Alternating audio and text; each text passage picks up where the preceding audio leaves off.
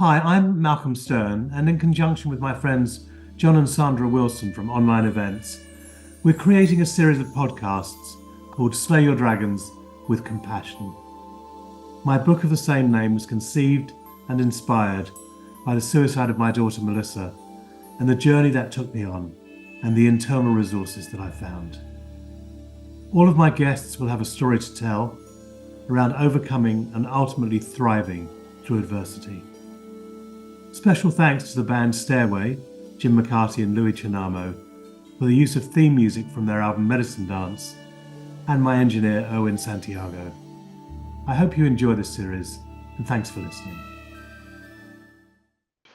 Okay, well, welcome to our podcast, Slay Your Dragons with Compassion, in conjunction with Online Events.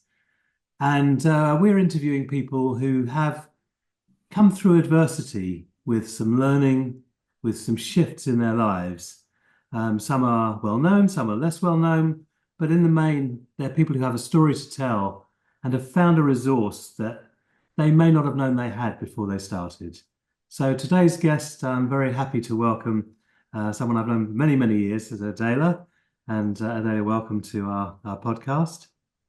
Thank you. Thank you, Malcolm. And when I met you, Adela, you were a yoga teacher, incredibly fit, energetic, and full of the joys of life. And you're still full of the joys of life, I think, as well. But a lot's happened since then.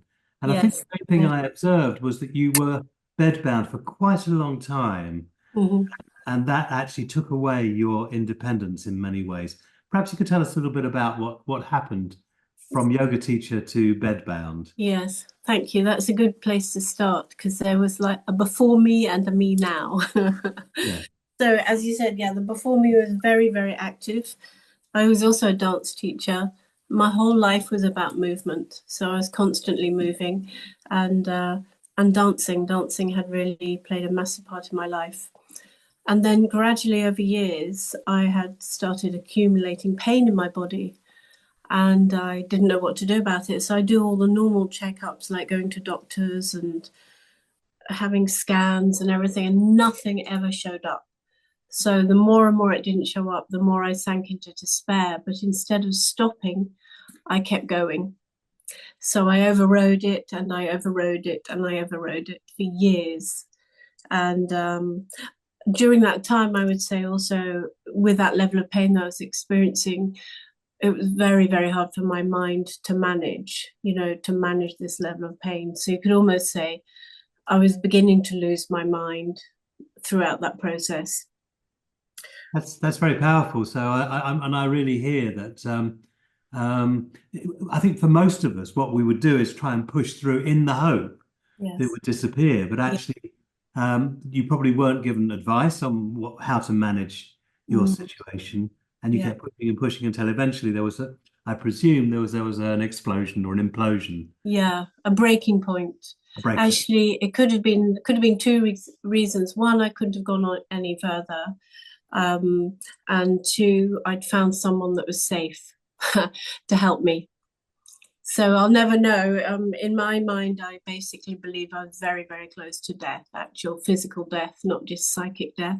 I'll never be able to prove that, and that doesn't really matter, but that's how I experienced it. There was very little of me left sort of inhabiting my body.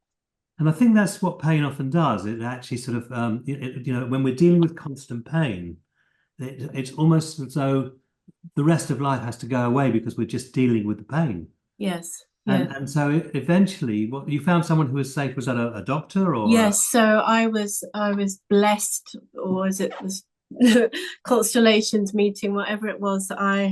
Through a friend, someone who told me about a woman who did somatic healing, which is dealing with trauma in the body. At that period of my life as well, I was very unsure and uncertain about the mental health world. So I never saw myself as having mental health problems. Of course, they were coming because of the pain, but I really saw myself as really purely physical. So one day I can remember April 2018, I pressed on her link on Facebook. I was in Mexico at the time, deep sea diving of all things, but again, constant activity. And I pressed on her link and I wrote to her immediately. And that's everything in my world began to change at that moment. So that was April 2018. And then by June 2018, I stayed in my bed long enough and didn't realize at that point I wasn't going to be moving again for some years. Some years. Years. So you were unable to move for Yeah. years from having been a Yeah. dance teacher Mhm. and a yoga teacher. Yeah. You were suddenly bedbound. Absolutely. And was there anyone there to look after you? Well, I'm very fortunate. Yes, I wasn't on my own in my home. I have a partner called Rene, and he stayed throughout the whole process with me. There were certain practical things, of course, that I couldn't do. So I couldn't go and get food. I couldn't shop. I just, I wasn't leaving the place. And also, obviously, I couldn't work anymore. So I had to get sick notes. And once a month, we'd have to get into the car. every level of movement was a nightmare because I was in so much pain. So yes, I wasn't entirely on my own, though I did need a lot of my own space. I should say, I suppose, at that point, also, I wasn't really talking either. I wasn't like a normal human being having a bit of pain. Everything had shut down at this point. I wasn't talking, so poor guy, he managed to stay with all of that and stay. Other people might have kicked me out and just said, "What the hell is going on, Adela?" Because I literally couldn't articulate what was happening. Yeah. And it sounds like we often come across the right person at the right time, and it feels like you had a partner who was a rock, which is Yes. exactly what you needed. Yeah, absolutely, he was. And I think that's what I mean by had got the safety. So I had a home environment, a physical environment to be in. I'd often felt very homeless as a person also. So even though when I say homeless, it's almost like my soul has often found it very hard to inhabit itself in the body.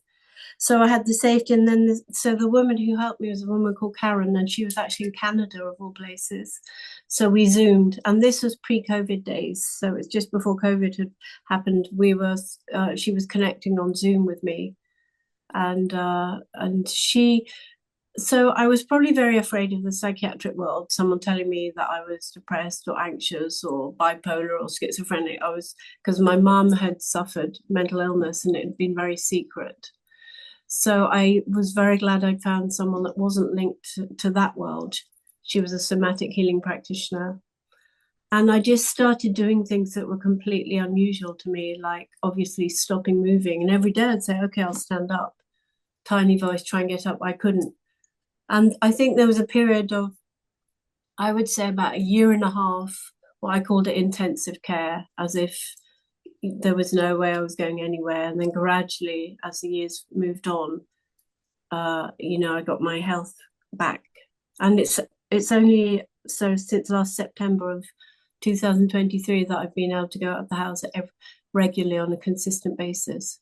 So even though it began a long time ago, that sort of crisis, it's still quite new, the actual capacity to manage on a daily level outside, walking, talking, eating, sleeping. So we'll come back to how Yeah. you found your way through. But Mm. what's I think what fascinated me about your story is that actually, from someone who was lying in a bed unable to do anything, you found another skill, a skill that actually gave your life meaning, which was you became a pretty profound artist and a poet. So Yeah. there are some real um, capacities. It's almost like to dig deep into the treasure chest of who we are to find unused resources. Yeah. Perhaps you could say a little bit about those. Yeah, I think you're right, Malcolm. It's almost like I'd lived my life on the very surface, very superficial surface. Not superficial. I'm not negating me. I'm just saying everything about moving and dancing was very much surface and quite high. And then as I lay there, I mean, I was in so much agony that I couldn't sleep and I couldn't reach for sleeping pills. And I was pretty convinced if I took much, I wouldn't come back out of it. So prior to all my dancing, I had been married and my husband had been very permission giving to my art. I'd found this great safety in doing art with him. And that had been cut short when we split. So I had this memory of wanting to do art from before. And that was literally what drove me to, even in pain, to lift up a pen and make one small dot on the paper, and that was it. But I also had this wonderful woman encouraging me from across the waters. She wrote to me every single day. She wrote back to me every single day for years, containing and allowing my experience to be held in a way, and to also to be seen. So it's really without those two people either side of me that got me through, helped me get through. So although your experience was pretty horrendous, and no one would want to go through that, there were, and I see this more and more in the interviews that I'm doing here on the podcast, is that it's almost like the right person comes along at the right time and gives you just that extra bit of push that helps you get through the seemingly impossible place. Yeah, absolutely. This is exactly what happened. But I also had this belief system. So I had been born a twin, and my twin had died. And throughout my life, I've always been a searcher, a seeker in life. I've never been able to just assume life is easy and we carry on. And at one point in my life, I remember thinking, well, why has he died? Oh, he's died because he just helped me be born. The two of us that I was born, we were both born. So I had this little belief system also inside my head, and sometimes that really helps us. Like it might be an untrue belief system, it doesn't matter. But because this woman Karen was there, I really, really believed that there was someone there with me now, and that I would go through everything I had to go through to get through it. And I've got a strong sense of fighting, to fight for my life, for myself. Yes. So all those things that might seem negative from before were actually turned into a positive when you have to really fight for your life and keep going. And she tracked me. She recognized loads that was going on. She never gave me what's the word when you she never diagnosed me, which at that time was very, very helpful. Yes, it's interesting how you could have got a diagnosis of mental illness, because actually what happened is that you lost your resources in the dealing with the pain. And who would not have mental illness at that stage? Because the physical illness becomes the mental illness. Yes. Interestingly, Malcolm, as I got better, my mental illness showed more, because perhaps I was safer to show it, but I was also well enough for it to come out. I spent, and also. Has anything been diagnosed? Well, I'm slightly in the process now of getting a diagnosis. Initially, I was told that I had anxiety and depression, which is valuable, but it never actually made much sense to me. But maybe because I've always lived with it, so I've never understood what's different. But I'm just at the moment exploring whether I'm actually bipolar, because I've had such extreme highs and such extreme lows. And the only reason it might be useful to have a diagnosis is because of medication. And when I was first coming out of it, I was given quite substantial doses of a drug that helps people that have psychosis and bipolar. And just recently, I've started taking it again, because the physical strain on my brain of what has happened is exhausting, and I still don't always know how to manage it. So I'm just in that process now. And I think before mental illness never occurred to me. It didn't mean anything to me. I think I just felt perhaps ashamed about it, or that I should have done something different to make it not be there, Well, I think, if we look at it as in a broad way, what we can see is that actually you have been terribly ill.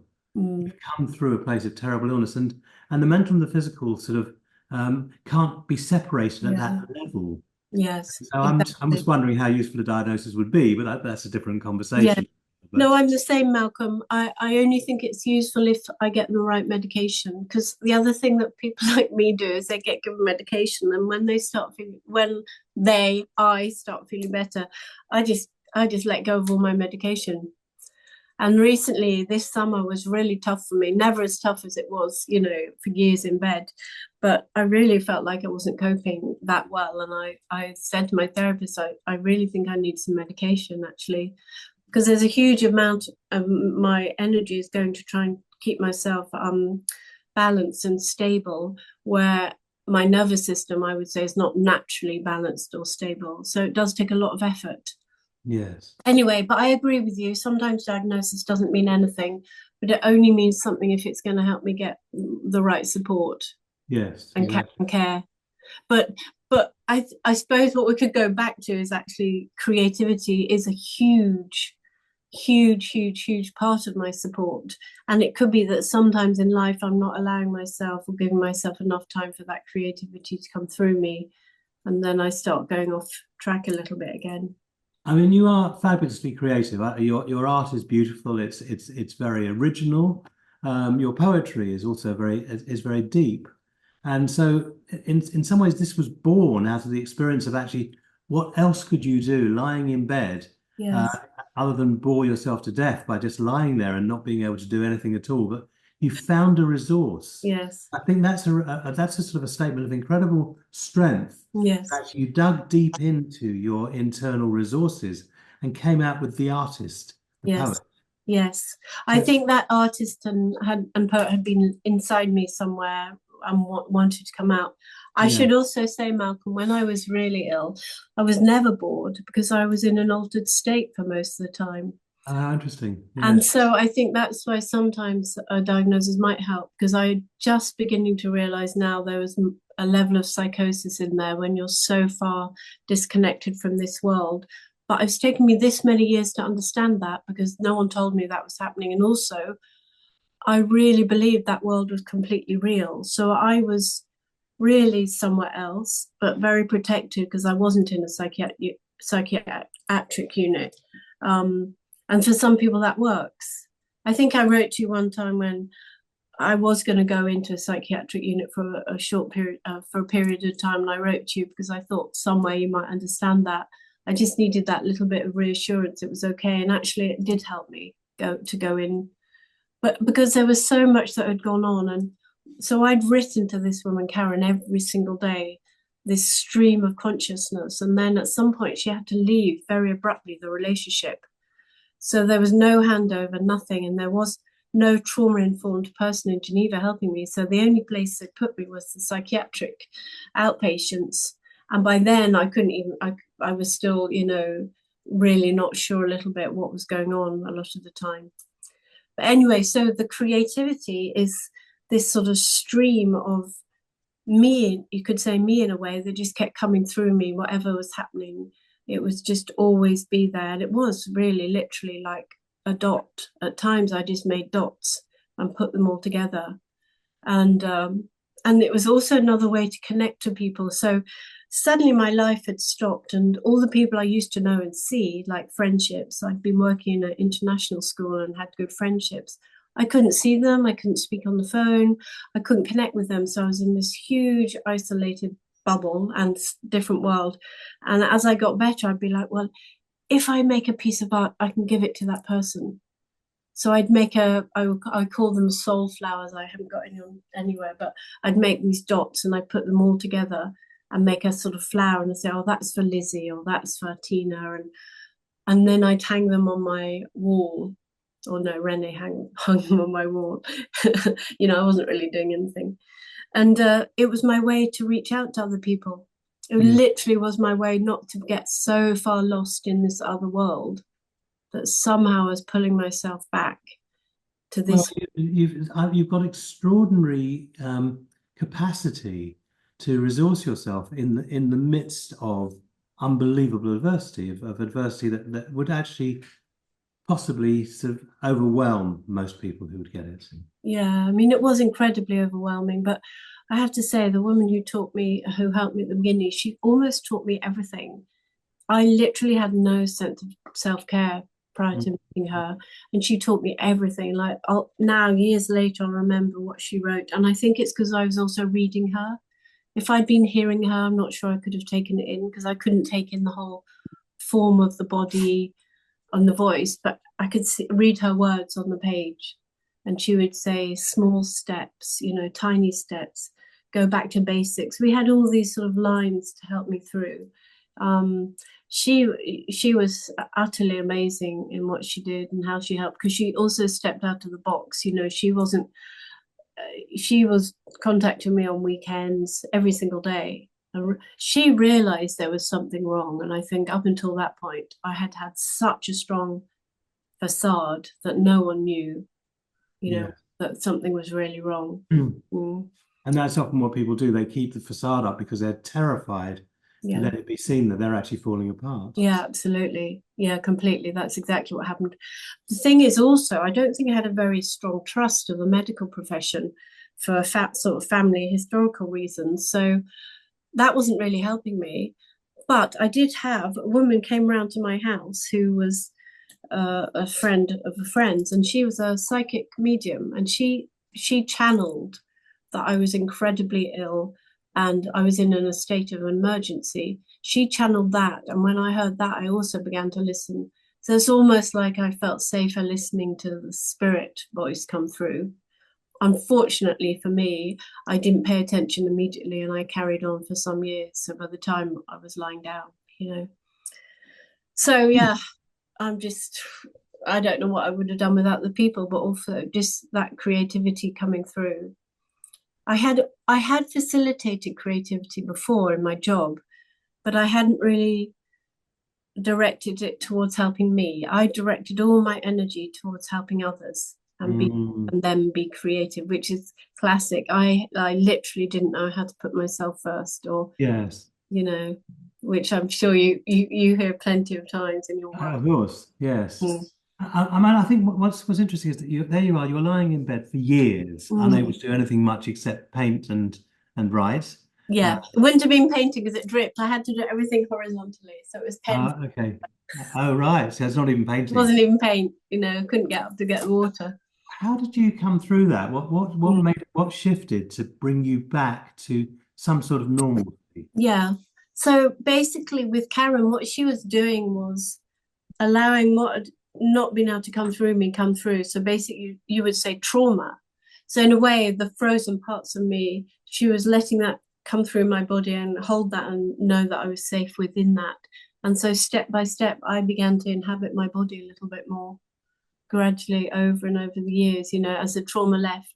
It's incredibly painful. And I definitely sounded a little bit um I won't use the word crazy, but mentally unwell. I'd be saying things like, there's the light, it really hurts, it's coming. And she was saying, people are always searching for the light. And I said, but I don't want it, it's too much. So you can never tell. That was my reality. That's what I believed was happening. And maybe it was a creative way to understand that there was this malfunction, or my brain wasn't really functioning that well. So she just let all the madness in a way come out. I definitely wrote very paranoid things about being alien and being an alien. So it was all very discreet. I wasn't saying these things through my mouth. I was writing them, and she Yeah, didn't bat an eyelid.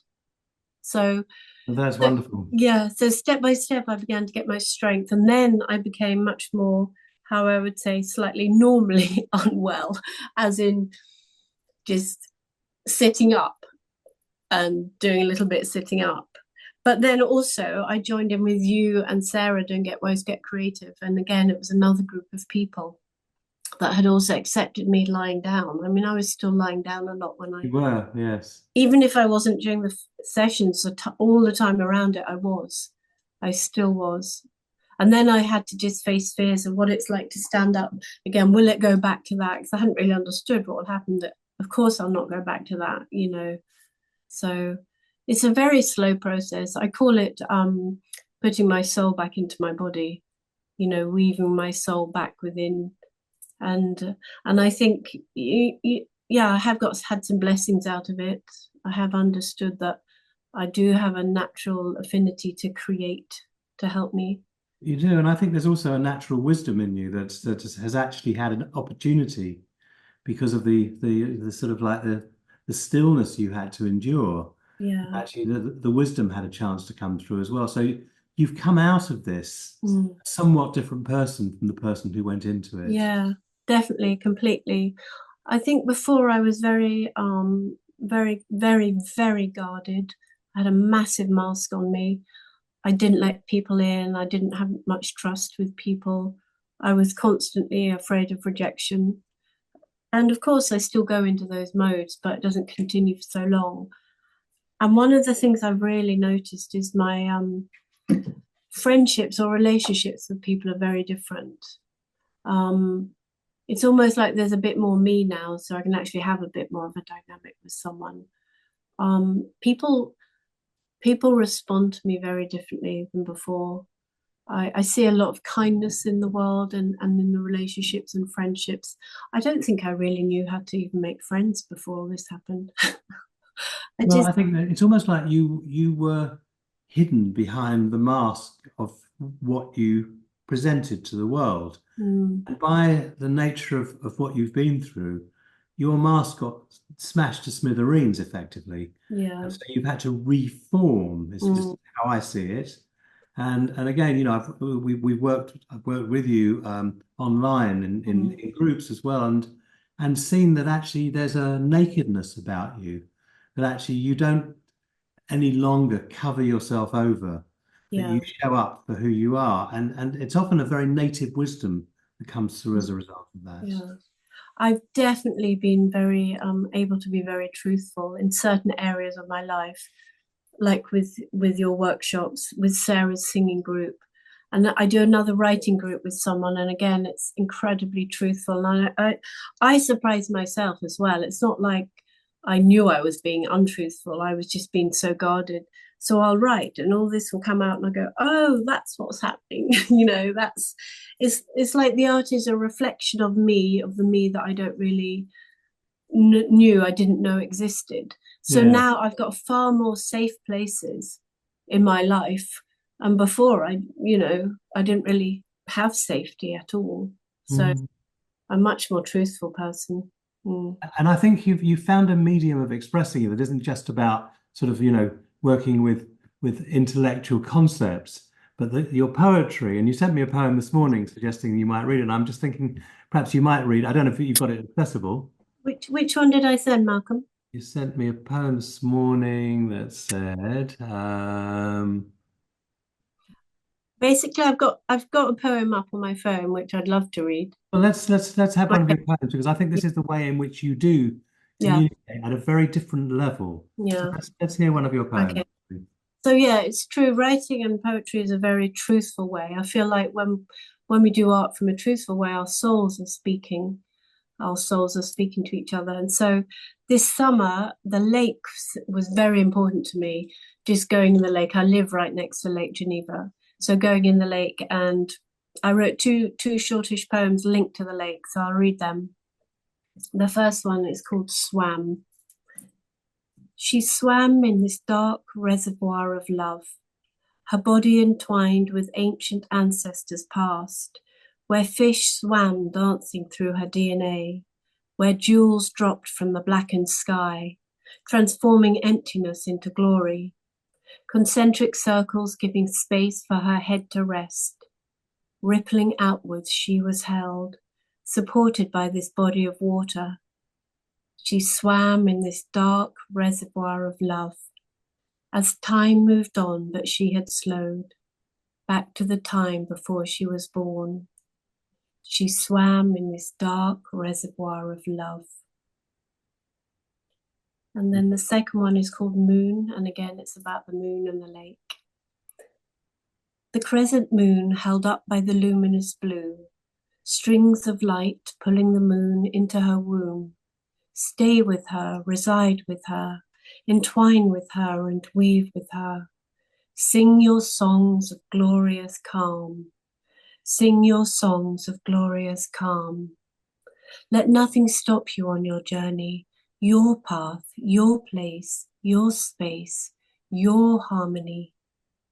Show her how to live as one, the crescent moon held up by the luminous blue. Sparkles of light across the surface, distracting us from her depths of darkness. Floating backwards, she will climb towards that crescent moon, rest her head in the curve of her arm, knowing she's home safe and sound. Oh, that wondrous, magical curve of the moon, holding the tides, the waves, and the weather, floating gently across that lake, like a sliver of silver, no prisoners it takes, restful, peaceful, guiding us on our way. It's very beautiful. And it sort of feels like, as I listen to you reading your poetry, that it's almost like you're reading something between the worlds. So there's something of a mystic in you that is able to come through. In certainly, I've seen it in your art as well. I don't know if you've got any of your art immediately accessible, but just give us an interesting look to see what. Don't worry if it's not Yeah, easily. the space is sort of filled with art. I've got What do something you, very, very teeny tiny inside in front of me. let's have a look at that. Oh, can we get the Oh, tell us about it because some of this will probably be blurry. So on again, audio. this is something to do with the soul inside being contained, but also it's that fear, that slight fear of facing being trapped in suffocation. So rather than being suffocated and worried about that, it's like, well, it can, it can still be there. So these are very simple.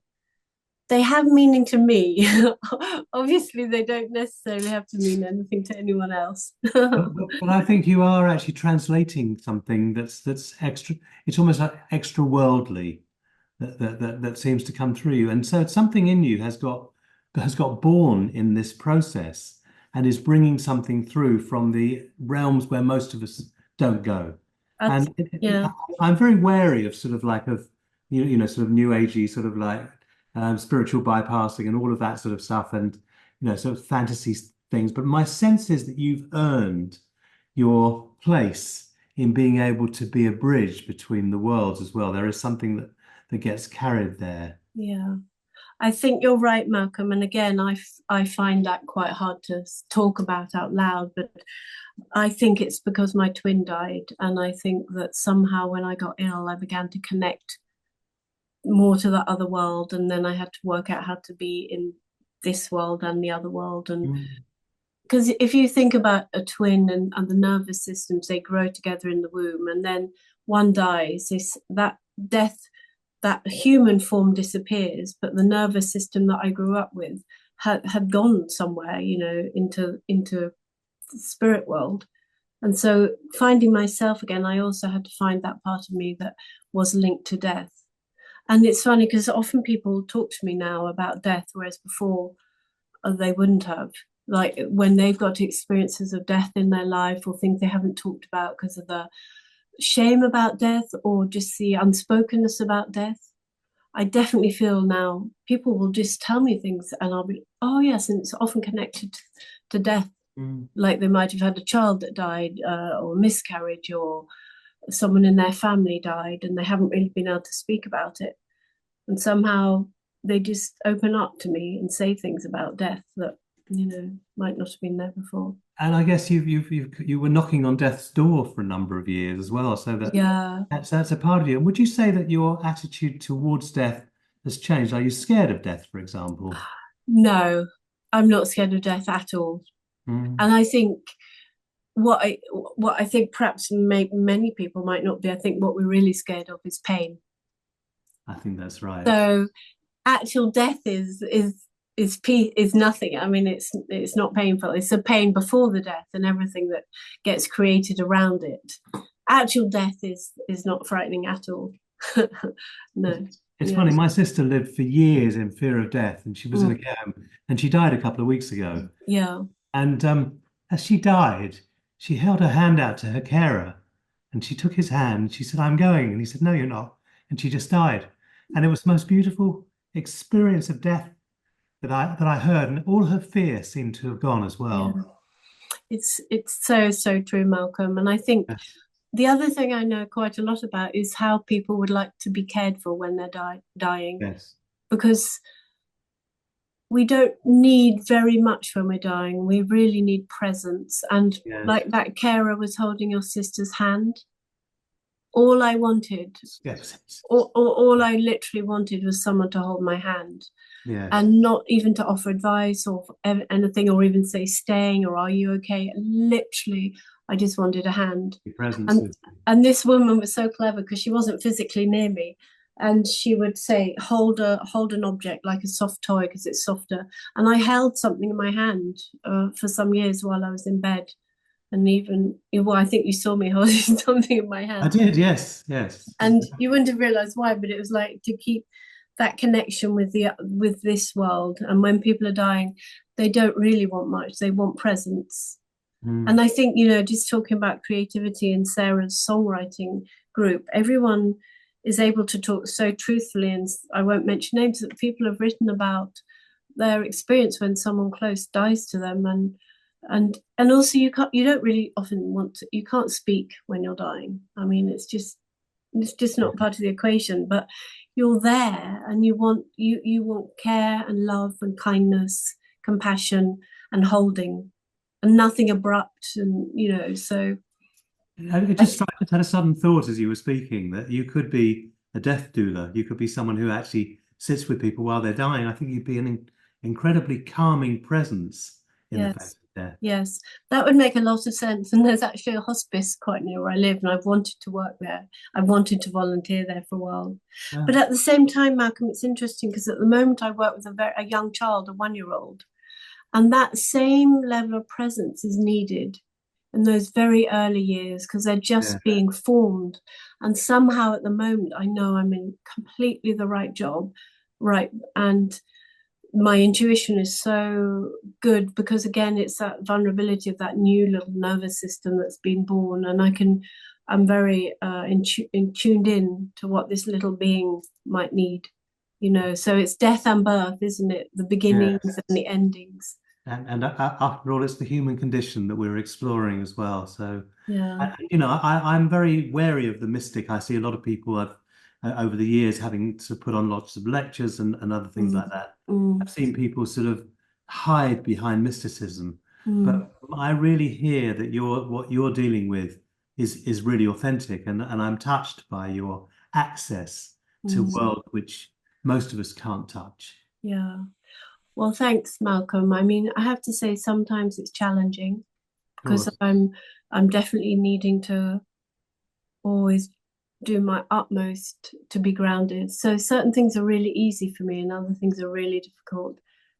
It sounds pretentious to say, but it's easy for me to write. But And it's it's not not, pretentious. I think there are some things that flow easily and other things that have yeah. to be really worked But on. I have to work harder on other things, Yeah. like being very grounded, very practical, I had to put very clear routine in my day, things like Yeah. that. They were all the things I had to relearn again, also after being lying down for so long. I also had to learn something that's a bit strange about not being understood, like desperate longing for someone to understand what I'd been through and knowing that some people weren't necessarily going to understand it and to not even talk about it and just to allow that to be okay. Go, you've been through something, you're not going to be able to explain it necessarily clearly. Yeah. And I think in the end that stops mattering. What most people want is contact and connection with each other, so however we manage to do that, that's the That's important thing, true. you Yeah. know. Mm, So it's interesting. I know you were quite nervous about doing the podcast today, but yeah, actually, it's like I just think you've flowed in the same ways I see you flow very easily in other situations we've been in together. it's interesting, isn't it? You find your feet very easily once you're in the flow of things. Yeah, when I have that safety, it's because I don't really do much planning. Yeah, I told a few people I was doing this, and they said, "Have you planned?" And no, no. me neither. That's So a little we bit more, just yeah. we just communicate, and actually, what's born between us Mm. is something that I think is quite profound as well. Malcolm, So just there's remind Chris, me, what was oh, your sister's name? Just remind me. Beverly. Oh, Beverly. Yeah, yes. Thank you. Mm. May she rest in peace. Yeah, exactly. So we're coming towards the end of our Yeah. podcast, and Mm. there's a question I always ask at the end, and I don't ask it in advance because I don't want you to plan anything. I want to see what just emerges, and Mm. that is, what's the dragon you've had to slay in order to become who you are right now?